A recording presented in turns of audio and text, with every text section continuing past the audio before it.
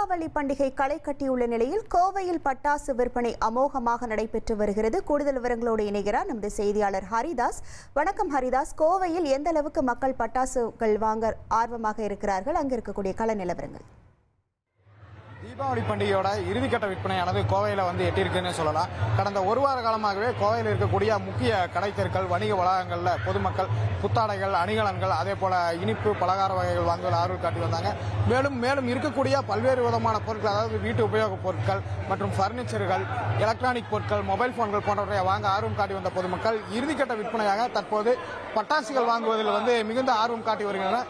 இந்த சூழ்நிலையில் நாம் தற்பொழுது கோவை சிந்தாமணி கூட்டுறவு அங்காடியில் இருக்கிறோம். இங்க இருக்கக்கூடிய அங்காடியில அதாவது அரசாங்கமே கூட்டுறவு மூலமாக குறைந்த விலையில, மலிவான விலையில பட்டாசுகளை விற்பனை செய்து வருகிறது. இந்த சூழ்நிலை நாம் தற்போது கேட்போம். அக்கா வணக்கம். வழக்கமாக கூட்டுறவு விற்பனை அங்காடியில பட்டாசோட விற்பனை வருடம் கொஞ்சம் கணிசமா உயர்ந்து கொண்டே இருக்கும். இந்த வருஷம் எந்த மாதிரியான பட்டாசுகள்லாம் வரவு வந்திருக்கு? அதே போல போன வருஷம் இருந்த விலையை விட இந்த வருஷம் பட்டாசுகளோட விலை குறைவா இருக்கா? அதே போல பொதுமக்கள் எந்த அளவுக்கு பட்டாசுகளை வாங்க ஆர்வம் காட்டுறாங்க? ஒரு வாரத்திற்கு முன்னாடியே நம்ம இந்த விற்பனையை துவங்கி விட்டோம். விற்பனை எந்த அளவு இருக்கு? போன வருடத்தை விட இந்த விற்பனை அதிகரிச்சிருக்குதா? இது பற்றிய கூடுதல் தகவலை நீங்க சொல்லலாம். சார், போன வருஷத்தை விட இந்த வருஷம் எங்களுக்கு பட்டாசு சேல்ஸ் ரொம்ப அதிகமா இருக்கு. காரணம், நாங்க கம்மி விலையில தான் நாங்க பட்டாசு எல்லாமே போட்டு இருக்கோம். முன்னணி நிறுவனங்களோட பட்டாசு எங்ககிட்ட அதிகமா இருக்கும். எல்லாமே பசுமை பட்டாசுகள் தான். இங்க கூட்டுறவுங்கிறனாலே எங்களுக்கு பிரைஸ் ரொம்ப கம்மியா இருக்கு. இது மக்களுக்கான நிறுவனம், அதனால மக்கள் வராங்க. போன வருஷத்தை விட அதிகமா கூட்டங்கள். இப்ப இந்த ஒரு வாரம் வச்சதுலயே எங்களுக்கு வாங்கி போன கஸ்டமர்ஸ் இன்னும் அதிகமா வராங்க. அதுக்கு காரணம் தரம் தான் சார். தரமும் ரேட்டும் மட்டும்தான்.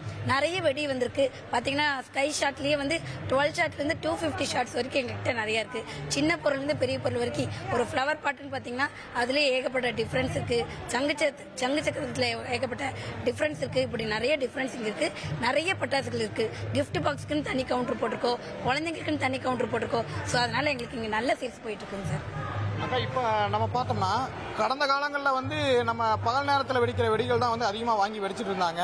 இப்போ இருக்கக்கூடிய சூழலில் பார்த்தீங்கன்னா இரவு நேரத்தில் வெடிக்கிற வெடிகள், வான வேடிக்கையாகட்டும், அதே போல சங்கு சக்கரம், புஷ்வானம், அதுபோக புது வகையான வெடிகள், அதாவது பட்டர்ஃப்ளை, இது போன்ற வெடிகள் தான் அந்த காலங்கள்ல இருந்து இப்போது ஸ்கை ஷாட்டுங்கிற ரொம்ப முக்கியமாக பார்க்குறாங்க. அதோட விற்பனை எப்படி இருக்கு? அது வாங்குறதுக்கு மக்கள் ஆர்வம் காட்டுறாங்க.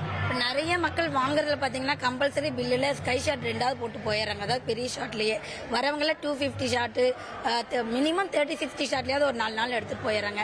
சிங்கிள் ஷாட்லயே நிறைய இருக்குங்க. 2 கமெண்ட் 3 கமெண்ட்ல அது எல்லாத்தையும் எடுத்துட்டு போயிடுறாங்க. எங்களுக்கு இந்த வேடிக்கைக்கு விலை இப்போ ஸ்கை ஷாட் ரொம்ப அதிகமா போகுது.